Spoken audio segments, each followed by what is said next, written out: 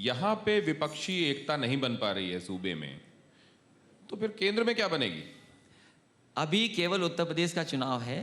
उत्तर प्रदेश की चुनाव में जनता ने मन बनाया कि भारतीय जनता पार्टी का सफाया होगा यहाँ से।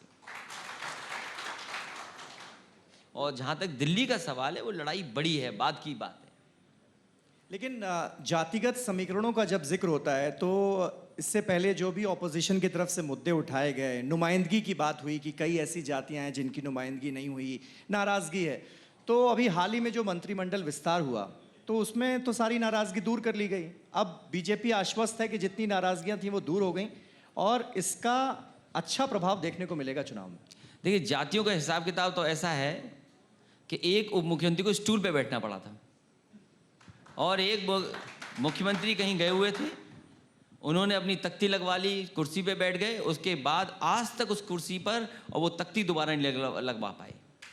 और ये जो जातियों के मंत्री बने हैं, ये चुनाव से पहले इसलिए बने हैं कि जनता को धोखा दे दें। लेकिन आज पिछड़े, दलित, हर वर्ग के लोग जागरूक हैं। उनका मुद्दा मंत्री बनना नहीं है, उनका मुद्दा है कि जाति जनगणना हो जाए। जाति जनगणना क्यों नहीं चाहती है सरकार? हर जाति के लोग चाहते हैं कि उनकी गिनती हो जाए, कम से कम उन्हें पता लग जाए कि वो आबादी में क्या है। और सरकार को इससे सहूलियत होगी कि अगर जातियां गिन जाएंगी तो आबादी के हिसाब से कोई योजनाएं, कार्यक्रम बन सकेंगे, उनको लाभ पहुंचाया जा सकता है। जाति जनगणना उनका मुद्दा है। और जिस तरीके से प्राइवेटाइजेशन हो रहा है, उनके आरक्षण पे हमला हो रहा है, आरक्षण छीना जा रहा है, ये सवाल है उनके पास, क्या ये मंत्री आरक्षण दिला देंगे?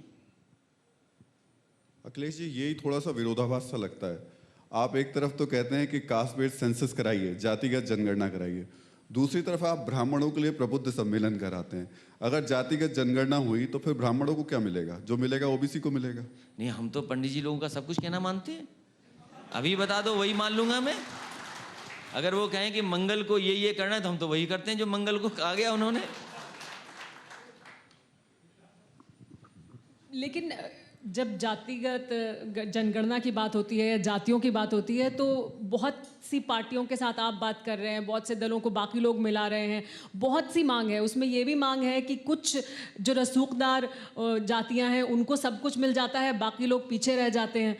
तो ये भी तो फिर समाजवादी पार्टी के ऊपर बार बार आरोप लगता है, उससे कैसे पार पाएंगे? इनको साथ तो ले आएंगे? नहीं, बहुत सिंपल सॉल्यूशन है कि जिसकी जितनी आबादी है उसके हिसाब से उसको भागीदारी दे दीजिए आप।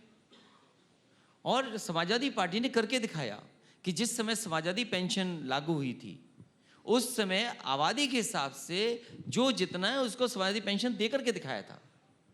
तो भविष्य में कभी भी अगर कोई योजना प्रदेश स्तर पे बनानी पड़ेगी तो आबादी के हिसाब से भी अगर बनानी पड़ेगी तो समाजवादी पार्टी की सरकार आबादी के हिसाब से उन जातियों की मदद करने का काम उन योजनाओं से करेगी।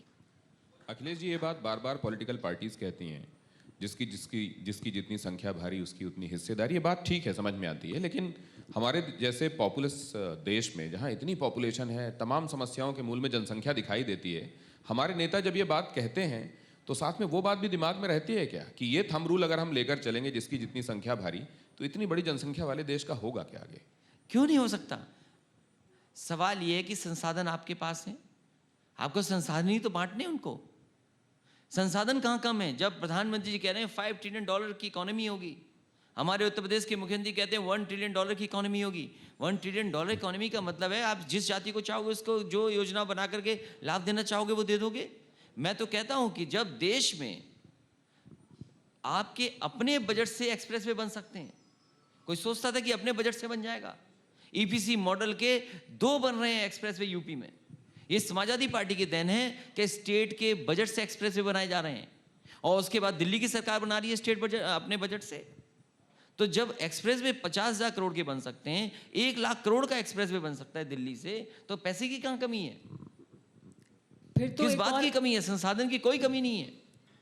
फिर तो केवल संसाधनों को सही तरीके से उन तक पहुंचाने की बात है। अड़ी सोमवार से शुक्रवार शाम 6 बजे सिर्फ TV9 भारतवर्ष पर।